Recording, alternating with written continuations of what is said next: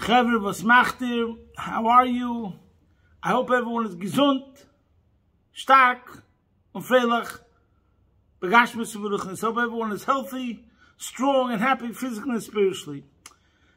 All our hearts and minds are in Eretz Yisrael, with our brothers, our sisters, our children, our family, that are facing a threat and in the middle of a war. We'll start as usual with the tefillah. And this represents kipshute, literally. Shiramaylois mimamakim kursicho adonai. We're calling out to Hashem from the depths, from the tunnels, wherever there's a yid who's in the abyss, in whatever situation he finds himself, and he thinks that he's mimamakim, he's in a situation that's down, deep, and he's calling from Hashem to be saved. That's one way we can learn Pshat. This week's Parshas is Parshas Chayei, and as usual, the lessons that we learn from the Parshas Shavua, as the Alter Rebbe said, we have to live with the times, and we could see the connections in an obvious manner between the Parshas Shavua and the events that are currently unfolding. So, today primarily I'm going to speak a Sikha the Rebbe, in Chilik Tetzvav, which is a long Sikha, very comprehensive Sikha, which discusses the role of the Jewish nation and history. But we're just going to speak one point of that Sikha, and other things that we're going to speak or we spoke at other times. And that is, in general, I don't know if I ever spoke about this, I feel that the Rebbe was the one who invented, I believe, a certain category of Torah which no other God will address, which that itself is amazing. Besides for the infinity of the Rebbe's Torah, Rambam Sichas, Rashi Sichas, Siyumim on Shas, and the Chassidus, and Maimorim, and Biyuri HaZoyar. There's so much Torah of the Rebbe, mamish infinite. But there's one thing, one could consider it the most simplistic thing, and it's something which everyone could relate to, and that is the name of the Parsha. It's an amazing idea. I don't think any other gadol before the Rebbe, not a Baki in every single rabbi or scholar or svarim, but as far as I recall, I don't ever hear about anybody who speaks about the name of the Parsha, like the Rebbe speaks about the name of the Parsha. So, there's two Parshas, which the same question comes up. One Parsha is this week's Parsha, Vayu Chayei Sarah.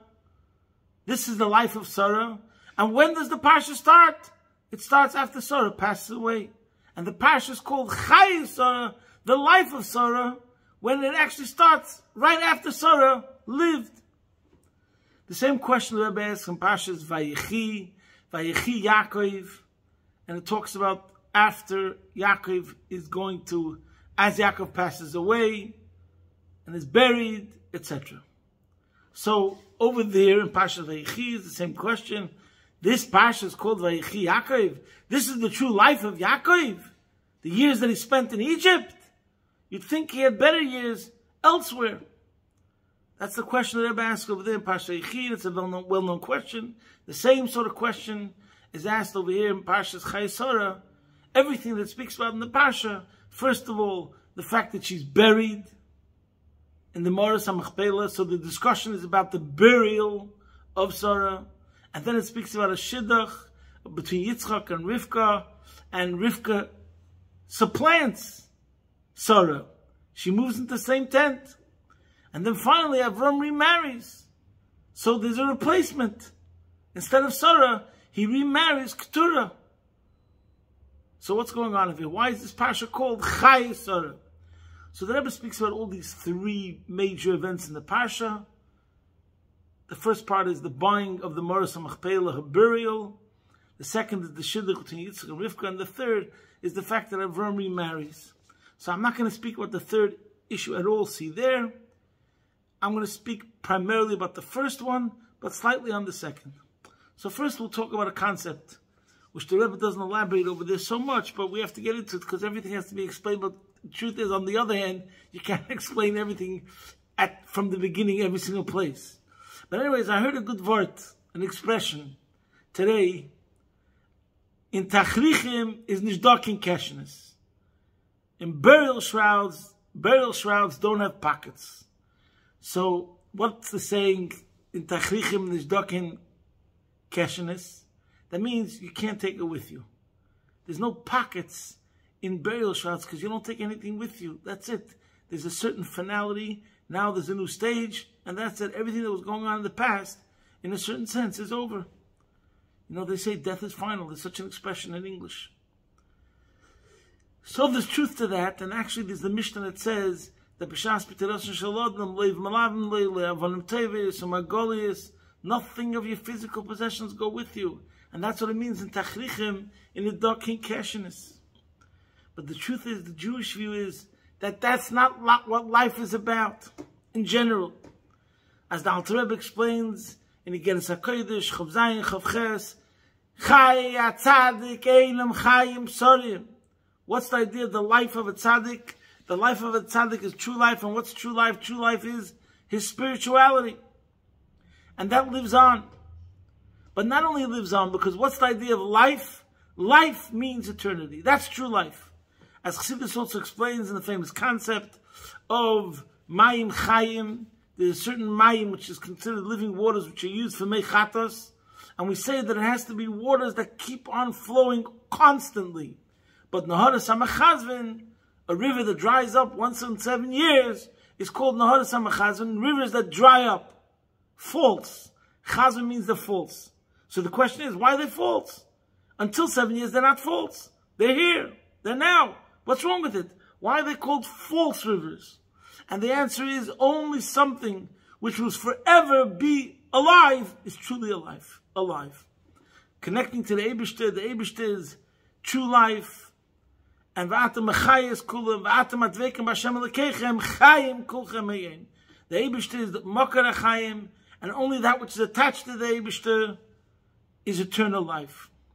Interestingly, on a side point, I once saw a letter from the Rebbe who sends to a family, and I don't know exactly what was going on over there in the family, but it seems like their lifestyle, the children, they didn't really follow in the ways of the parents or father or mother, I'm not sure. I remember the key line over there was that it was a question about what to write on the tombstone. And the Rebbe said, don't forget, the main thing is the Lebedik Matzeva.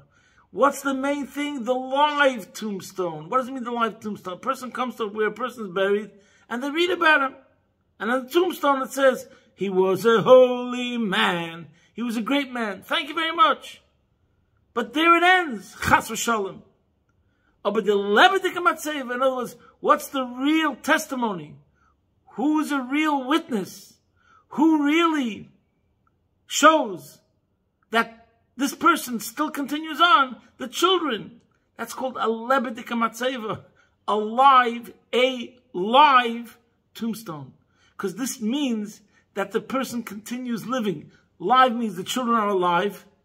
But that's the real tombstone. That's the real testimony. That's the real advertisement. That's the real reflection of who the parents were. If the child continues with the ideals and the virtues and the values of the parents. And that's why we also say, concerning Yaakov Avinu, the famous line, Ma'azali b'chaim afu b'chaim. Since his children are alive, so too he's alive. But what's the whole point when we say Ma'azali b'chaim afu b'chaim? It doesn't mean to say that he's still alive spiritually because his legacy continues. That's not the word. The word is Ma'azali b'chaim.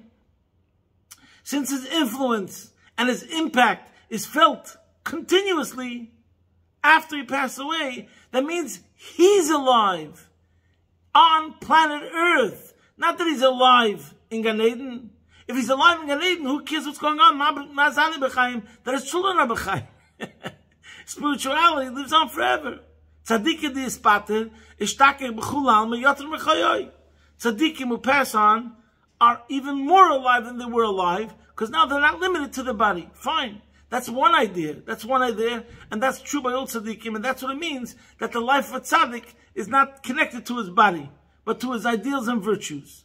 But the real thing to keep the tzaddik alive, not only in Gan Eden, in heaven and paradise, but on this planet Earth, is when he has disciples, when he has children, when they continue in his ways.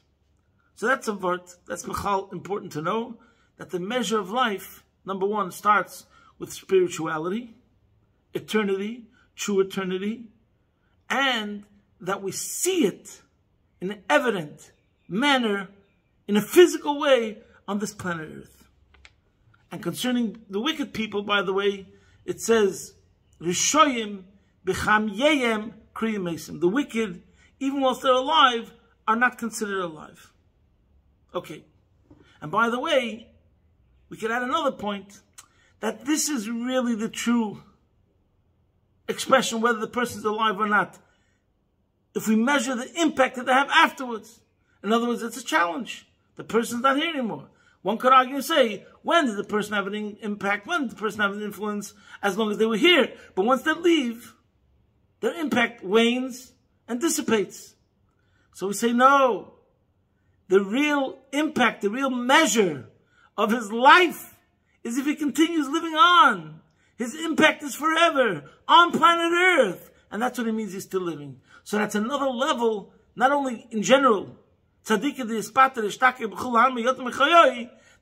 tzaddik after he passes on still alive, but the main thing is how he continues living on through his children, through his disciples, through his students, by them living a life where they're reflecting the values and the virtues, and they mention the teacher, and they say out the impact and the influence of the teacher. Okay. And by the way, this is also the understanding, I don't know if I once mentioned this, I once learned in a Maimer, where we say, V'chol ha'chayim yeduchos Elah. We say, all those that are alive should bless Hashem and give gratitude, thanks to Hashem. And that's the bracha in Shemona Esrei, we say, Hatev shimcho l'cho no'eh lo'hodos. You're worthy of praising. So the Rosh Tevis, we say from here we learn out, V'chol ha'chayim, the Rosh Tevis, Ches, Choyle, Yud, Yam, Yud, Yisurim, and Midbar. Those are the 4 cases where a person has to bench goimel that he's alive. If he was very sick, if he traveled overseas, over the sea, and if you were in the desert, or you were in jail. So there are 4 cases where you have to give a blessing. HaGoimel Chayom Tevis. So why is it say V'chol HaChayim? Why isn't the word of Chayim? So the Rebbe wants to explain in a Maimer, because what's the true Chayim? When there's a threat to the Chayim. You were in a situation where mimamakim, minametzar, and you got out of that, it needed a special power. The person who survived something which was a threat in his life comes out stronger. He needed a greater burst of energy and force and life to be able to survive that. And now he's living greater, better, etc. Same thing's over here. When do you say the person's really alive? You know, like they say the expression in English, the right side of history, the wrong side of history. You really want to know how much a person is really alive. See what happens when he passes away, that he's still alive. We see the impact that he's having in the physical world, even though it could be years that he passed the line, he's still alive. Okay, now we come to Sarah in particular. This is more what the Rebbe speaks about in the Sikha. Last week, I spoke about the 9th test. And the 9th test was that Avram had to banish, exile Yishmael from the house, and it was very difficult, and we spoke about it last week. It's interesting to note that many commentators talk about the test. The 10th test is considered Avram buying the Me'oras HaMachpelah. Rabbi Yaina brings it down, and other commentators too. Most people learn that the 10th test is the Akedah, but this in itself, that some Mefarshim bring out that the 10th test is the story in this week's Parshas, shows you how monumental it is, how epic it is in the life of Avram, and how difficult it was, and how this comes as a continuation of what we spoke last week about how Sarah impacts Avram, that he should kick Yishmael out of the house. See last week's talk, and this week is a continuation. What's the difference between Avram and Sarah? Last week we spoke about Avram as Chesed the Kedusha, in contrast to Yishmael's Chesed the Klippa, that from Chesed the Klippa, I don't know if I said this last week, could be chaos. Chesed the Klippa comes from the world of Toyu, according to Kabbalah. Now, there's another point over here. Avram is Chesed. But Avram was a Av Hamoin Goyim, a father to a multitude of nations. He's also the father of Yishmael. And that's what made it difficult for him to banish Yishmael. And he even said, Lu Yishmael Yichel Lefanecha. He even thought that Yishmael might be the one that would inherit, could inherit. Sarah, as we saw from last week's Parsha, recognized the threat of Yishmael, that he had the arrows pointed at Yitzchak, and that he committed idolatry, but in addition to that, there was a major point that I didn't discuss last week, is that Yishmael was already having issues with inheritance, that he's going to be the successor, he's older, he's going to one who's going to continue and be the true Yoresh of Avram Avinu. And Sarah was having none of it. Sarah understood that it had to be the Jew, Yitzchak, who's going to continue the movement and spreading Elikus. In other words, from the way of Avram, Chesed of Kedusha could evolve Chesed the Klippa. And that's how Chassidus explains the Lashon. Avram Yotza Mimena Yishmael. From an Avram could eventually Yotza, it's called Yinikal Chitzainim, down the line could evolve something which would become a twisted, perverted, warped form of Chesed. Therefore, we need a Sarah. Sarah represents more the idea of discernment, more the idea of discretion, more the idea of Gvura, if you will, which says, it's very nice Chesed, and we do employ Chesed, but sometimes we have to have borders, sometimes we have to have boundaries. This week I heard a mighty kavod from Rabbi Y.Y. Jacobson, that he's chazed from the Rebbe, that the Rebbe asked about Beis Shammai, where it says that convert came to Beis Shammai and asked him to teach Kol Torah Kula, and Beis Shammai rebuffed him and said, I can't help you, that idea. And the question is, but isn't that the opposite of Avos Yisrael? How could Beis Shammai do that? And the point of the answer was that the message that Beis Shammai was giving to him was that you should realize there is a no in Judaism. In other words, a shlila. There's negating. Sometimes you have to exercise self-discipline. Gvura. That's what Beis Shammai was telling this person. After he hears that, then we'll be able to teach you more. So I'm saying, this is the point over here. There's a couple of sayings in English that bring out this point. The road to everywhere leads to nowhere. You have to have a plan. This plan means, they say, every definition, by definition, excludes that which is outside the definition. So what's your plan? You want to have a Hasidic shtub? You want to have a Hasidic home? Define what means a Hasidic home. A Hasidic home means that we don't have secular influences. So we're saying we're getting rid of certain secular influences. Anoichi v'lo yilecha. That's what Judaism is.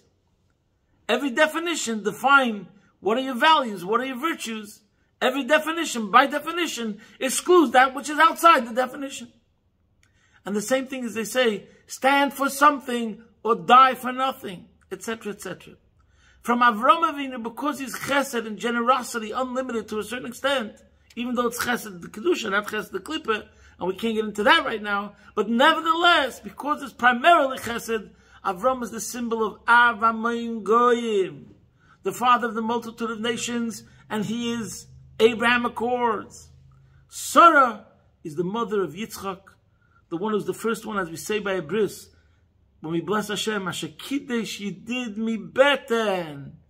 Yitzchak is the first Jew that's born after Avram is circumcised. So he's really the first born Jew.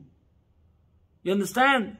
So therefore, Sarah, who's the mother of Yitzchak, understands that even though we are Av Hamoin Goyim, we have to be the teachers of the nations, but in order to keep the integrity and the standard of being truly the teachers of mankind, therefore sometimes we have to discern and practice discretion and say certain things are out. And this Sarah accomplished by the Moras HaMachpelah. What is Chayei Sarah? What clinched the deal? That she caused Avram, after Sarah passed away, to buy the first land, the first plot of land in Eretz Yisrael that belongs to the Jews. Which plot of land is this? Listen to the significance. Who was in the Maris HaMachpelah? Adam and Chava, the mother and father of mankind. So even though Eretz Yisrael was already promised to Avram, and in the first Rashi of the Torah, it already says that that's why the Torah starts with Bereshit bara Elikim, because Hashem owns the land. And therefore, Koyach Ma'asav Higel Amai, he's going to give the land to the Yidden, Eretz Yisrael, because it belongs to Hashem, and he promised it already to Avram in Parshas Lech Lecha. But at that point in time, here's Avram, landless, homeless, and he comes over here, and what's he about to do? He's about to take a plot of land which represents the source of mankind, something which is associated with humankind, something which belongs to everybody, because someone could say Adam and Eve is the mother and father of all of mankind, and we say no, Eretz Yisrael belongs to Yidden. And therefore, Abraham has to buy it, and Sarah is buried there because that's what she signified. Through Avram buying it, but actually through Sarah being buried there, that's when it actually becomes ours. And like Rashi says, that Vayakom stay Ephraim, and Rashi says, Tkuma, Hoyseloi, Shiyotzim Yad Hedyet Liad Melech. In other words, what does it mean, Tkuma? The land ascended. It was a land that before, in potential, belonged to the Jews, obviously, because Hashem promised it to Avram Avinu already. But nevertheless, right now it was like choil, it was mundane in its revealed state. By Avram buying it and acquiring it and purchasing it, it went out. It graduated from hedyet to mundane, commoner, to melech, to royalty. And this is the idea over here. I don't want to get into it now. It's a tough subject to discuss with the world, and especially now we're going through the morality of the world, and the world is raging about Gaza. We have to know that we brought morality to the world, and we are the ones who have to teach morality to the world. Just to get to the crux of the issue, I don't know if I ever spoke about it before, and I'm not going to do justice to the subject, but I believe that what the world doesn't get, in the words of Kabbalah, is that the only way we're going to really bring peace into the world is the yichud of Mamala Kalamim and Seva Kalamim, which you call universalism and tribalism at the same time. And it's not a contradiction. You see, in the world, they look at it that we can't compute how both of these things could be happening at the same time. Either we say we shouldn't speak about nationalistic feelings because that's connected to bigotry and to arrogance and to racism. That's one attitude. So therefore, if people that look this way, they'll say religion is the problem. I don't want to get into it now. I'm a teacher of Chassidus. I'm not a political scientist. Then there's the other side of the coin that says, no, we have to stick to who we are. We can't assimilate. And we don't mingle with the rest of society, which is all very good and very true, as long as you respect the other person. The problem is we don't have a good role model without the Torah of a person on one hand has huge, powerful, healthy, nationalistic, we'll call it nationalistic feelings. Goyin Yankov, that you're proud that you're a Jew. Ashenu matichokenu manoyim geraleinu. Ato v'chartonu mikolo amim. But at the same time, it's full of humility. If I know I'm a teacher, if I know I'm a mentor, if I was given leadership qualities, that means I'm even more humble because I'm living, that I'm charged with a mission, with a duty. And the Rabbi used to speak about this the whole time, that being a Jew is a chayv and it's a schus. Equally balanced, we feel the merit that we're Jews, but at the same time, the chayv. And this is the message from Sarah. And this is the message of the Maris HaMachpelah. And getting back to why this was a test. according to the Mefarshim, I learned that this was a test. The test for Avram was that he already was promised a land, and he went through all these trials and tribulations, and now Sarah passes away, and Avram has nothing, and he has to go sit and argue with the people about buying the land, and he pays for it kesef moli. We spoke about that another time, full price. But you see over here two things. We see negotiation skills in business of what Avram had to do. On the one hand, the pasuk says that he told them, all these pasukim talk about how he negotiates buying the field, and he says, "Ger v'soishav anechi imachem," I am an alien and a resident among you. One of the things that Rashi says over here, which is just amazing, Medrash Agoda, the Medrash says that Avram said, "Im tirtzu, if you wish, harini ger," I'll be an alien, which means that I don't really have rights to the land, so therefore I'll pay full price. And he's coming like he's begging them and finding favor in their eyes to please let me buy this property. But then he says, "V'im lav eyatoyshiv v'etlena min ad-din shamali HaKadosh Baruch Hu l'zaracha etin es-haaretz hazeh."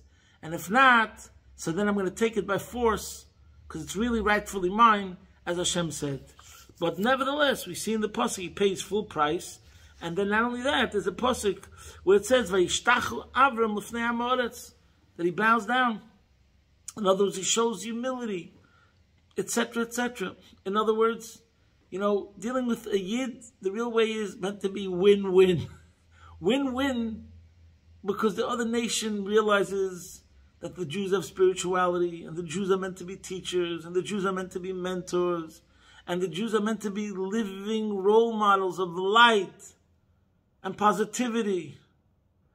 Even as the Rambam says that a goy learns Shem Mitzvei Noach. How does the goy learn Shem Mitzvei Noach? Because the Yid teaches the goy Shem Mitzvei Noach. Because this is what happened at Sinai.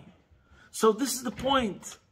Then someone's going to come and ask, "Oh, yeah, the Jews, you're the chosen people. How racist could you get?" My friend, we don't see it as racist. Yes, we have a higher standard because we're a prince, we're royalty, call it what you want. But because of that, we serve everyone else. We have a life of service, and we don't think we're anything special at all. It's just that God chose us, and therefore we were given certain gifts, and therefore we have to work very hard in providing mankind with those gifts. I always say, for example, just to give a simple example, imagine you have two people that win the Nobel Prize in medicine. Let's say, theoretically. Just give me an example, a mashal.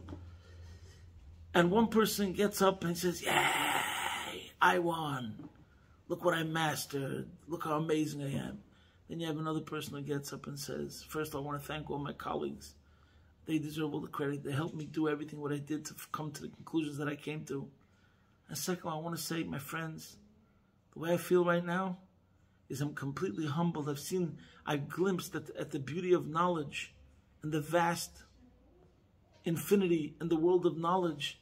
And I'm charged today. I feel that I have to work harder to discover more of the wisdom and the beauty of knowledge so that I could help mankind more." Could you imagine if we found a cure for this, for Alzheimer's, or we could find a cure for Yenemach? I could almost guarantee you that this second scientist, this second sort of scenario, such a person would come to much more knowledge and truth in his life because of his humility. And he does have humility because he's glanced infinity. He's touched upon real greatness in himself, and therefore he's humble. And this is the way Yidden are meant to be. Kol HaKorev, Korev, Yoser, Yoser Kala.